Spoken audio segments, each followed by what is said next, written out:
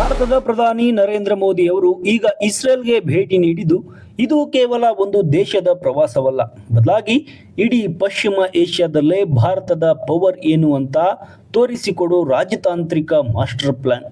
ಒಂದು ಕಾಲದಲ್ಲಿ ಈ ದೇಶಗಳೆಲ್ಲ ನಮ್ಮನ್ನ ದೂರು ಇಟ್ಟಿದ್ದು, ಆದರೆ ಈಗ ಭಾರತದ ನಿಲುವು ಅಲ್ಲಿನ ಲೆಕ್ಕಾಚಾರಗಳನ್ನೇ ಸೈಲೆಂಟ್ ಆಗಿ ಬದಲಾಯಿಸಿದೆ ಅಂತ ಸರ್ಕಾರಿ ಮೂಲಗಳು ಹೇಳ್ತಿವೆ.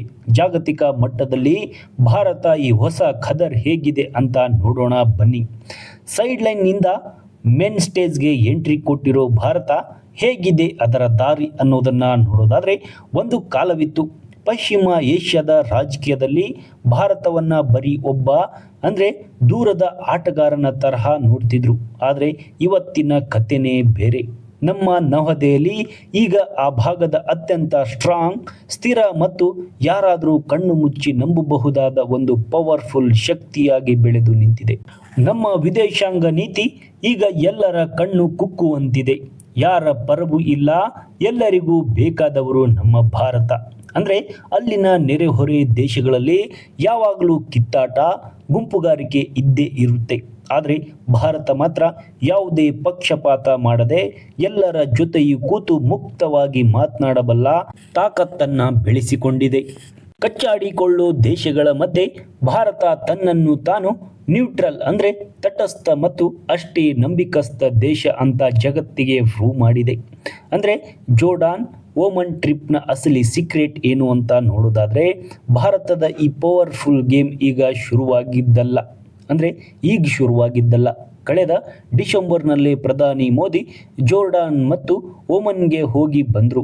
ಅಲ್ಲಿ ಬರೀ ವ್ಯಾಪಾರ, ಬಿಸ್ನೆಸ್ ಬಗ್ಗೆ ಮಾತ್ರ ಮಾತುಕತೆ ಆಗಿಲ್ಲ, ಬದಲಾಗಿ ಭೌತಿಕ, ರಾಜಕೀಯ, ಸೂಕ್ಷ್ಮ ವಿಚಾರಗಳ ಬಗ್ಗೆಯೂ ಚರ್ಚೆ ನಡೆದಿದೆ.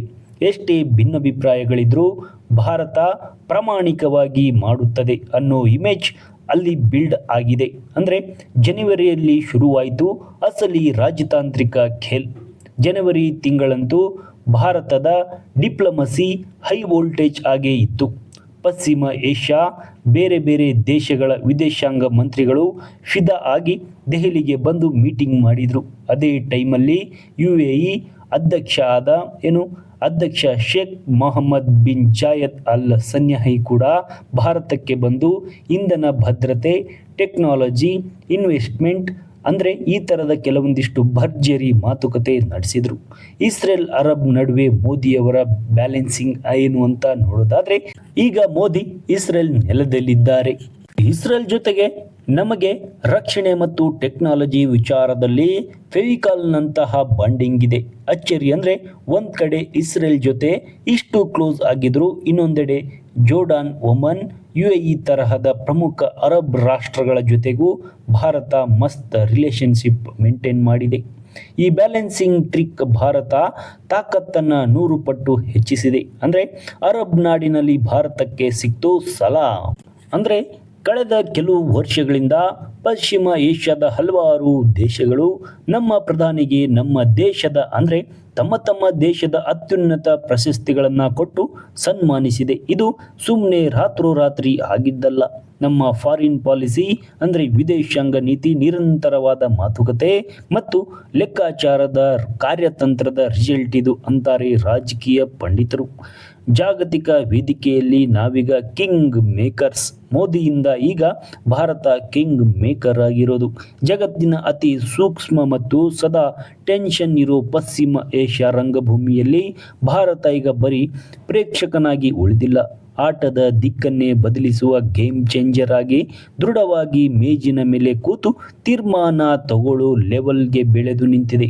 ನಮ್ಮ ದೇಶದ ಈಗ ಡಿಪ್ಲೊಮೆಟಿಕ್ ಖದರ್ ನೋಡಿ ಜಗತ್ತೇ ಬೆರಗಾಗಿದೆ.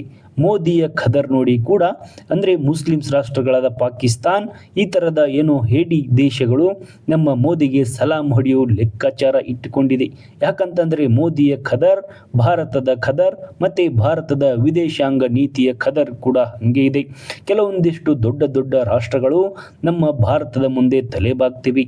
ಹಾಗಾಗಿ ಈಗ ಮೋದಿಯ ಖದರ್, ಭಾರತದ ಖದರ್ ಮತ್ತು ಲೆವೆಲ್ ಚೇಂಜ್ ಆಗಿದೆ. ಯಾಕಂತಂದರೆ ರಷ್ಯಾದ ಪುಟಿನ್ ಆಗಿ ಆಗಿರಬಹುದು, ಅಮೆರಿಕದ ಡೊನಾಲ್ಡ್ ಟ್ರಂಪ್ ಆಗಿರಬಹುದು, ಭಾರತದ ಜೊತೆ ಮಾತುಕತೆ ನಡೆಸದೆ ಯಾವುದೇ ನಿರ್ಧಾರಗಳನ್ನು ತೆಗೆದುಕೊಳ್ಳುವುದಿಲ್ಲ. ಅಂದರೆ ಮೋದಿಯ ಮುಂದೆ ಜೋ ಬೈಡನ್ ಆಗಿರ್ಬೋದು, ಅಮೆರಿಕ ಅಧ್ಯಕ್ಷ, ಈಗ ಪ್ರಸ್ತುತ ಟ್ರಂಪ್ ಆಗಿರ್ಬೋದು, ಮತ್ತು ರಷ್ಯಾ ಅಧ್ಯಕ್ಷ ಪುಟಿನ್ ಆಗಿರ್ಬೋದು, ಇಂತಹ ದೊಡ್ಡ ದೊಡ್ಡ ನಾಯಕರು ಯಾವುದೇ ನಿರ್ಧಾರಗಳನ್ನು ತೆಗೆದುಕೊಂಡರೂ ಮೋದಿಯ ಕರೆ ಮೇರೆಗೆ ಯಾವುದೇ ನಿರ್ಧಾರವನ್ನು ತೆಗೆದುಕೊಳ್ತಾರೆ. ಅಂದರೆ ಅಂತಹ ದೇಶದ ನಿರ್ಧಾರಗಳಲ್ಲಿ ಮೋದಿಯ ಕಾಲ್ ಎಷ್ಟು ಇಂಪಾರ್ಟೆಂಟ್ ಆಗುತ್ತೆ, ಅಂದರೆ ಮೋದಿಯ ಖದರ್ ಎಷ್ಟು ಇಂಪಾರ್ಟೆಂಟ್, ಅಂದರೆ ಭಾರತ ಯಾವ ಲೆವೆಲ್ಗೆ ಕರೆದುಕೊಂಡು ಹೋಗಿದ್ದಾರೆ ನಮ್ಮ ನರೇಂದ್ರ ಮೋದಿ ಎಂಬುದನ್ನು ಎಲ್ಲರೂ ಗಮನಿಸಬೇಕಾಗತ್ತೆ. ಯಾಕಂದರೆ ದೊಡ್ಡ ದೊಡ್ಡ ನಾಯಕರು, ದೊಡ್ಡ ದೊಡ್ಡ ದೇಶಗಳು ನಮ್ಮ ಮೋದಿಗೆ, ಭಾರತದ ವಿದೇಶಾಂಗ ನೀತಿಗೆ ಸಲಾಂ ಹೊಡೆಯೋದನ್ನು ನೋಡಿ ಎಲ್ಲರೂ ಈಗ ಅಚ್ಚರಿ ಪಡುವಂತಾಗಿದೆ. ಅಂದರೆ ಕೆಲವೊಂದಿಷ್ಟು ಟೈಮಲ್ಲಿ, ಕೆಲವೊಂದಿಷ್ಟು ವರ್ಷಗಳ ಹಿಂದೆ, 20-30 ವರ್ಷಗಳ ಹಿಂದೆ ನಮ್ಮನ್ನು ದೂರ ಇಟ್ಟಿದ್ದಂತಹ ದೇಶಗಳು ಈಗ ಸಲಾಂ ಹೊಡೆದು ನಮ್ಮನ್ನು ಕರಿತಿದ್ದಾರೆ. ಅಂದರೆ ಯಾವ ಲೆವೆಲ್ಗೆ ನಮ್ಮ ಖದರ್ ಬದಲಾಗಿದೆ ಎಂಬುದನ್ನು ಇಲ್ಲಿ ಗಮನಿಸಬೇಕಾಗಿದೆ.